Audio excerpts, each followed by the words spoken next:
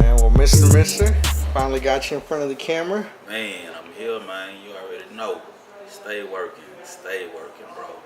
Where are you originally from? I'm from that H, man. Houston born, Houston raised, North Plaza, 4 acres home. I made it down here, Northwest Arkansas. I say probably around 2011 when I officially moved down here, and ever since then, man, I've been working. I got connected with the right people, and my boy AC Green, and he already had his brand Ace One. Okay. Inducted me in that, and now you see sitting here the VP of Ace One Entertainment, and just started my new brand, D3WC. Okay. CEO and founder of that, Dirty Third World Country Entertainment, know what I'm saying? Y'all see it, D3WC. Right. So yeah, that's the newest project I'm working on. And back then, if you could remember, what was the first group that you even tried to push, or that you set a name for, if you can remember? Well, as far as a group, I mean, I never really did the group thing. Okay. I was always on some individual stuff, just trying to basically build my brand and my name. So that's how it all started. You know? I mean, cause I've been doing this rap since I could talk. Basically, you understand me? Grew up around music, love music, and I was in that era back when we had the big boom boxes, on our shoulder, big double D batteries falling out the back with the duct tape on it. You understand me? That's crazy. So yeah, I've been rapping ever since then. Do you remember the first song you ever dropped? Man, the first song I ever dropped, the first song I ever wrote, well, one of my older cousins from Louisiana, he used to ghostwrite, you know what I'm saying? So like I said, I was about 11 or 12, and he moved down to Houston, and he wrote this rap, and he wanted me to rap it, you know what I'm saying? But hey, bro, I was like 12 years old when I was doing that.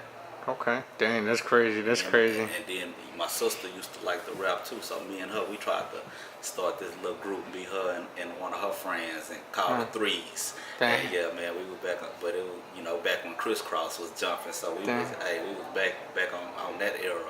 Dang. And did you have any influences at home with music? Oh man, I had a lot of influences, but it wasn't just the Houston genre that I grew up on, but of course it was Scarface, man. But around that time, I was on Scarface, NWA, Too Short, them East Bay gangsters, a whole lot of Cali rappers. I mean, if you listen to, I got a song with AC Green and Oyama Escobar called "Do You Remember?" And I think I gave a shout out to like 30 different artists that I grew up listening to. From New York, the Wu-Tang to the East Bay to the Dirty Third. So and do you still got that track? Oh yeah. You do? Oh, yeah. I'm gonna send you that email. Okay. So That's dope. You know what I'm saying? Put that in your ride. And I'm gonna go ahead and drop the email in the description, so y'all go ahead and click on that. If you were to be able to record with any artist you wanted, who would that be? Either living or deceased? Man, like I said, I grew up on Scarface. One of my biggest motivators, really one of the biggest ones who kept me motivated to do music. And as you can see, the name, Mr. Lepdacon, the Mr. basically came from Scarface. I could probably quote the Mr. Scarface, all his songs right now, but that's where the Mr. came from. Mr. Lepdacon, he used to call himself Mr. Scarface. So that he was the biggest influence that, I mean, I grew up on gangster rap. NWA, they were pretty big in my life. But Scarface, he was the closest thing to home. So man, loved it. Everything he talked about, the areas, I knew him, so I could relate to that. And did you ever get to meet any artists? I mean, I went to school with Slim Thug, and Lil Mario, J-Dog, so I mean, as far as the the the newer generation artists. Yeah, I met them, went to school with them. You know, right there, the Swish House was right across the street from Eisenhower, the high school I went to. So, you know, everybody from the Swish House that was over there, Paul Wall, Mike Jones, comedian, you know, I grew up around them. You know, we all basically from around the same area. Acres Home, Slim Thug was Homestead, but J Dog and them, they was in the Bricks, Garden City. So, you know, Lamario, shout out to them, you know what I'm saying, OGs in the Bricks. Hey, I was there. I look forward to getting signed on. What made you kind of always fall back to wanting to make your own music that you wanted? Well, it wasn't really that I never really wanted to be signed. It was I never really was in that environment at the time when stuff was going on. You know, I mean, I was a little hard head, got in a lot of trouble. So around the time they had the Swish House stuff going on, because me and Lamario, we worked at Houston Works. It was a summer program back when we was younger, and you know, they had been doing their thing since then. But you know, around high school time, I got in a little trouble.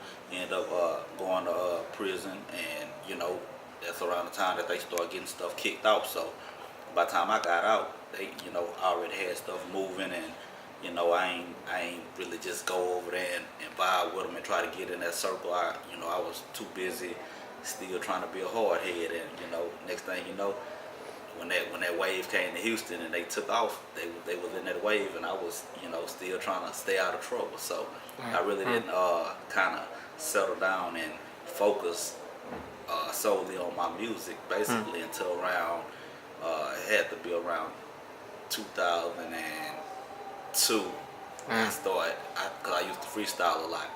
That's when I really started writing, you know, because I was locked up then and had some cats in there that, you know, was spitting, you know, a lot of talent in prison, man.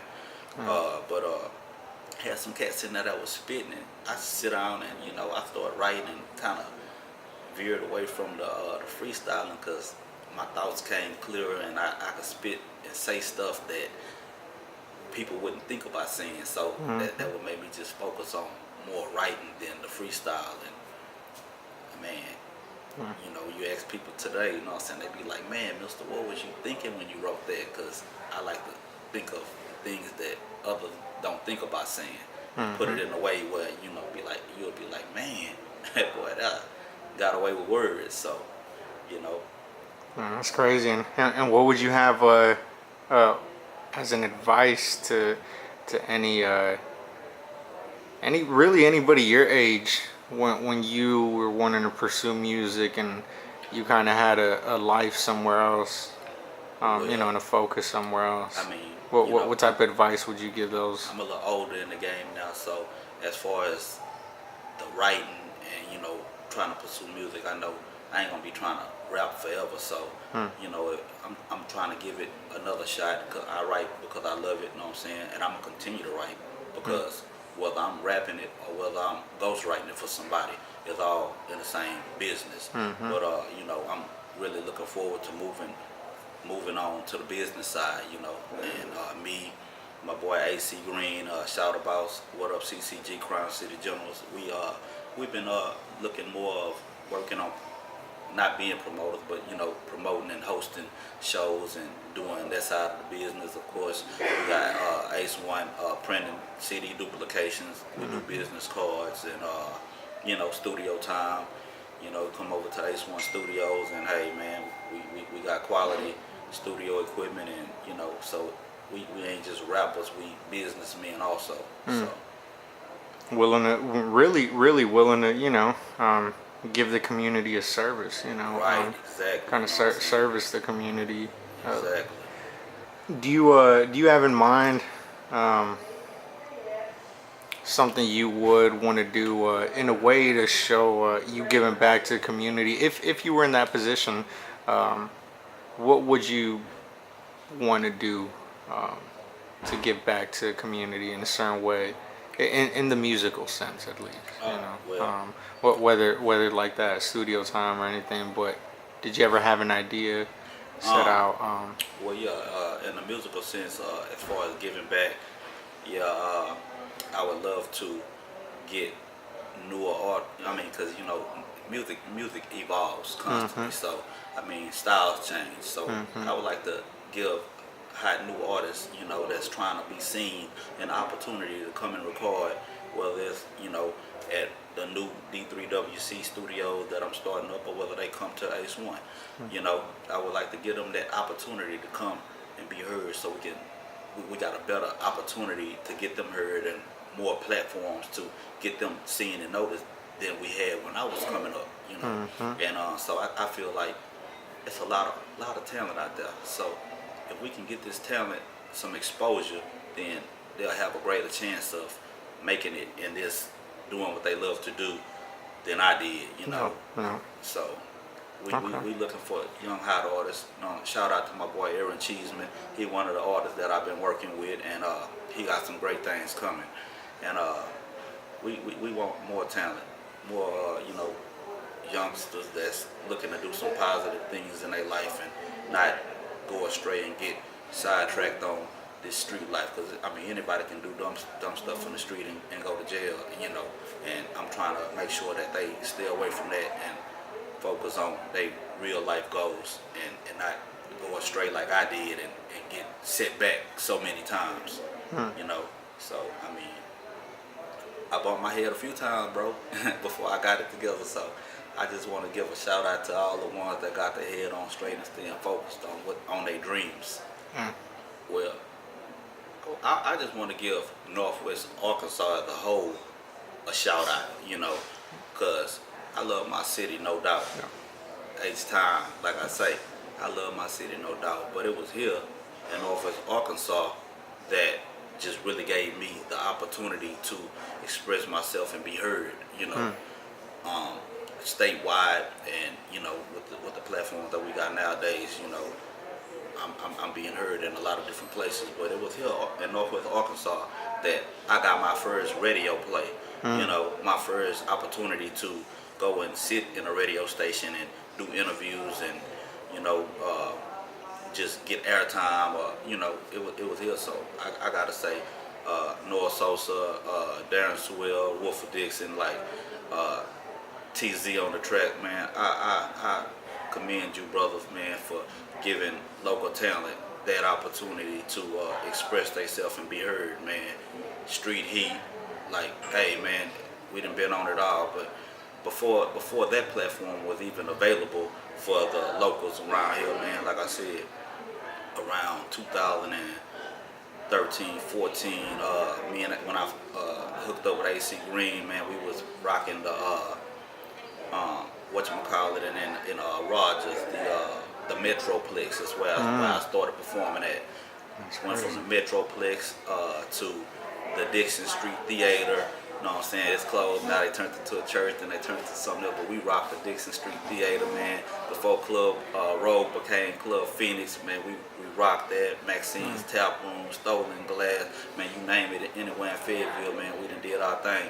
And I want to give DJ Sewell a shout out because he made a lot of opportunities great for us to perform.